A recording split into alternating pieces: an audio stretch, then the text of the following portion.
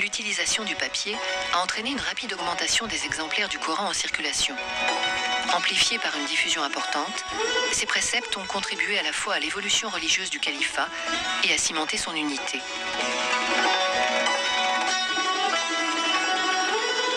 Dans le califat, on entreprend de recopier sur du papier, outre les textes théologiques, ceux des auteurs anciens jusqu'alors reproduits sur papyrus.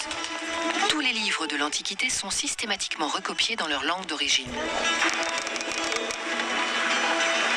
Le calife Mamoun lance dès 813 la traduction du grec vers l'arabe d'Hippocrate et Galien, de Ptolémée et Euclide, de Platon et des Stoïques, inconnus en Europe occidentale.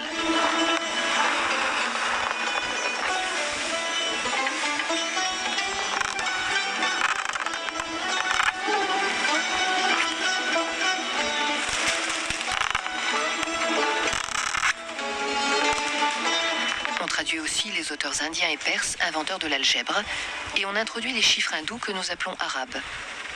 On invente la géométrie analytique moderne.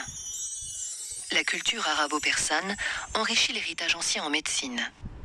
En astronomie, on détermine la longueur de l'année solaire.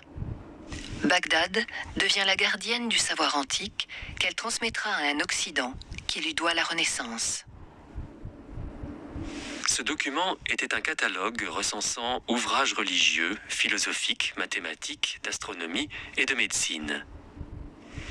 Il répertoriait également de nombreux classiques grecs traduits en arabe, comme la physique et l'éthique d'Aristote.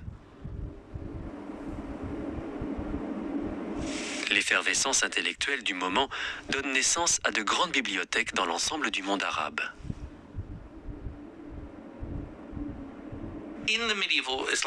Dans le monde musulman médiéval, il existait d'importantes bibliothèques. Les souverains en possédaient d'immenses.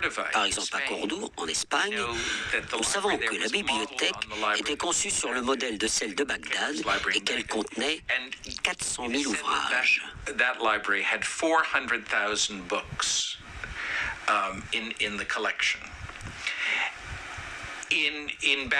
À Bagdad, les bibliothèques recelaient des centaines et des centaines de milliers de livres, et au Caire, on dit que la bibliothèque en contenait des centaines de milliers. Cette situation était totalement différente de ce qui se passait en Europe au même moment, car là-bas, on conservait les livres dans les monastères, et un monastère comptait au mieux 5 ou 10 livres, et peut-être une centaine pour quelques autres. La meilleure bibliothèque d'Europe au Moyen-Âge était à l'Université de Paris, dont le catalogue comptait 3000 livres, mais il en manquait la moitié.